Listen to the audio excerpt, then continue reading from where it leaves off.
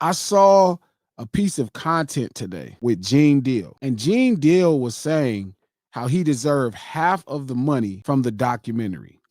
He was saying to 50 Cent, well, I deserve half. You should give me half because I've been telling these stories and I've been saying all of this happened. And it's hundreds, if not thousands of people, right, that are commenting and agreeing because he's been telling the story where you witness somebody being this fucked up and you did nothing. You did nothing. Like you sat here and watched this man did all that shit. And then you waited years after to go online and galvanize an audience for the sake of entertainment and for you to make money. You know what I mean? And you feel you deserve some credit because you've been telling a story. Does it make him almost as guilty as the person he's telling the story on? If he just sat, he was just watched it happen, and he a big ass nigga, like he could have stepped up in there, said no, stop this. He's telling all these stories about all these women getting beaten, all this stuff, and you just watched. That's why the title, right, The Reckoning, is not necessarily about Puff. This is really a reckoning for the planet Earth. Like, this becomes my opinion on the planet Earth. Like, people's desire to be in the proximity of wealth. How could all hundreds of these people be around this man and all of this crazy shit is happening and nobody did nothing? How do you think nobody would Puff yet? Because they wanted to be in proximity of wealth. They didn't even want their own wealth. What about people who already had wealth that he was doing weird shit to? Like he didn't do anything weird to them. So you said so the people he respected, that he was trying to sleep with their women, they were not wealthy? He wasn't in proximity to them. They weren't a part of letting him get away with this. He's like, what you doing right now, bro? Like, yo, I'll beat the shit. Matter of fact, let's go around the corner. Meesa get out the car, Puff get in the back seat. He said as he driving around the corner, he's like, yo, you really want to fight? I'm going to drive around the corner real quick. We're going to get it on. He like, no, matter of fact, put this tape in real quick. I want you to hit big. Mm-hmm. So have y'all ever had a fight like this? Y'all ever had a nigga ever swing on you through your window? Nah. When he get in the backseat of your car and y'all listen to some CDs real fast for y'all go, hey, after track 16 is over, it's on. All right. The story was just a little confusing to me. I believe it though. You believe it? But I wouldn't say E-Dub in this conversation. That wasn't even his girl. There are people being around him. And to me, my biggest issue, even the episode with Capricorn, where Capricorn is telling a story, right? Where she's explaining a story where Puff took her to the park. Once he realized she worked for Suge and Death Row before, he took her to a park at night and she told the story in court and threatened her like, hey, if you over here doing some bullshit, I don't knock him for that though. Let me finish. Okay. I'm going to do devastating harm to you.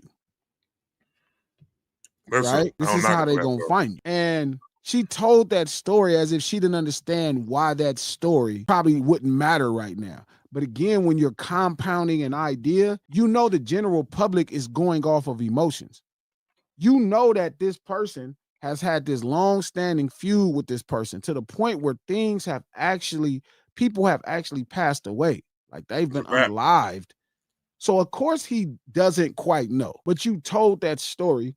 And then the final story is you knew that this man's girl, no matter how traumatic their relationship is, you knew he loved this lady. And you knew this, you're working for Puff. You know, he trusts you. You're working for Puff. Right? And she called you like, can Kid Cudi go walking with us? You know why would you're his assistant. Why the would you line up? Why would you let him go walking with you? And then when he comes, right, to where you are and says, hey, we finna go deal with this, you talking about kidnap or you feel compelled to have to go.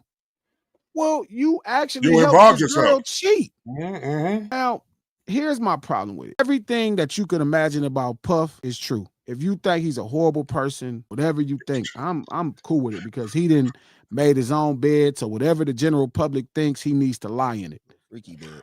Whatever they said he did, he did it. You know what I mean? Whatever it is. But my problem is when Cap started to say she got fired after that, and that's what pissed her off. So all these years, for all this crazy shit happening, you just sitting by watching it, all this shit happening. But when you're pushed out of the proximity of wealth, now you have a problem. Yeah, that is my one issue with everything. Now everybody's talking after the money is on. When there's no more money to be had for you, now everybody talking. Everybody got loose lips. When they was getting when they were in the circle of money, everybody was keeping it tight. But now Puffy in trouble, money gone. Now everybody coming out like, hey, yeah, this happened, that happened. So that I do have an issue with that. And this is my problem. Puff is not a monster. Puff is a spoiled brat that money allowed him to do things. But really, it's a reflection of where we at today as people. I don't think that Puff is the monster that people paint him out I to don't be. think Puff, man, I'd slap the skin off his face. You would be the first nigga. That don't mean he ain't no monster, That's a though. lie. Where everybody, okay, That don't mean he ain't no monster. Paint off a Puffy face. You ain't a monster means you're scary. No. What does a monster mean? How could a monster not be scary? You ain't never seen Gentle Monsters? Somebody like, but scary to okay, he's not scary to you, nigga.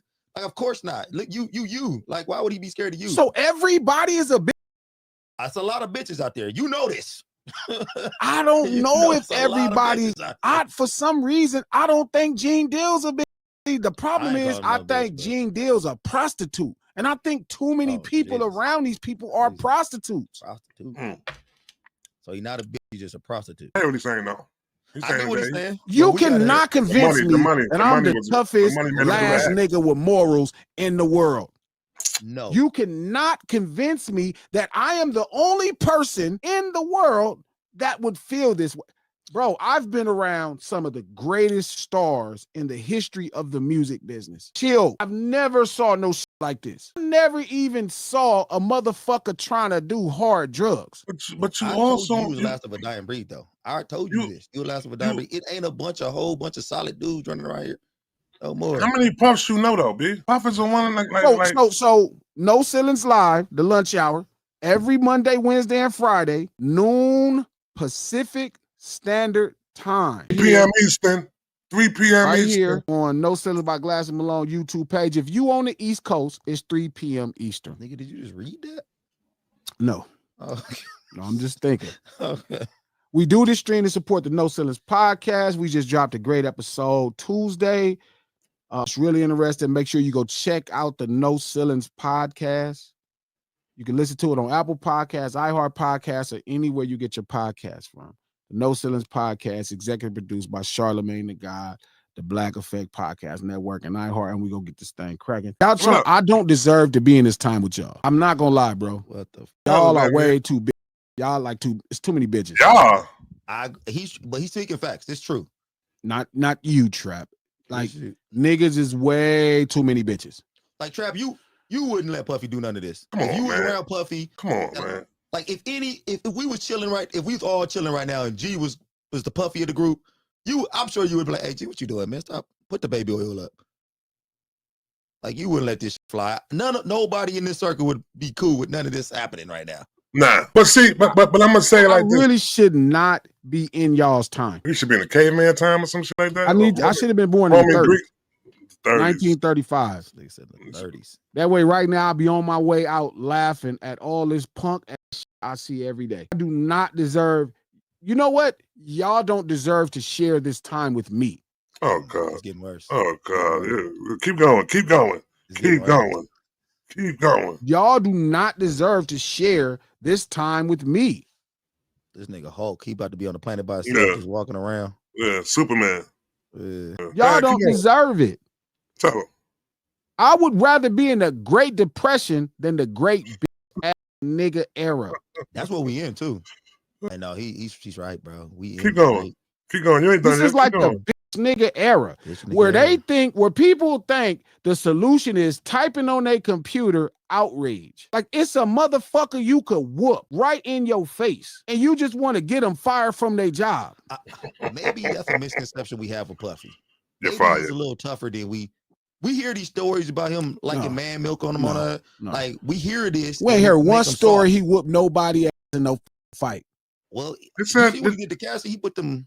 Man, he couldn't even whoop Cassie. They said that he would bite people. I bet you Cassie won some of them fights. They said it was fights that he would have. That he would bite people, be on their neck and like, you know what I'm saying? hit him in their nuts and shit like that. B. They said Bro, him, look, what type of fighter he was. Nigga said he bet Cassie won some of them fights, is what he said. he's not tough. Keep saying that, man. I think Puffy might be a little tougher than you think he is. No, because he ain't had to prove he was tough. That nigga, man, any nigga opening up little kids' Christmas presents, go in your house. No, that's open up mean. Your Christmas present. That's mean. That's not tough. That's mean. He's mean. That's mean. That is mean. You right. That's not tough. Mean. That's mean. That's not tough. That's mean. And that also make him a monster. Let's go back to that Yeah, point. it's a monster. Nigga's a monster. That's monster shit right there. Buddy is a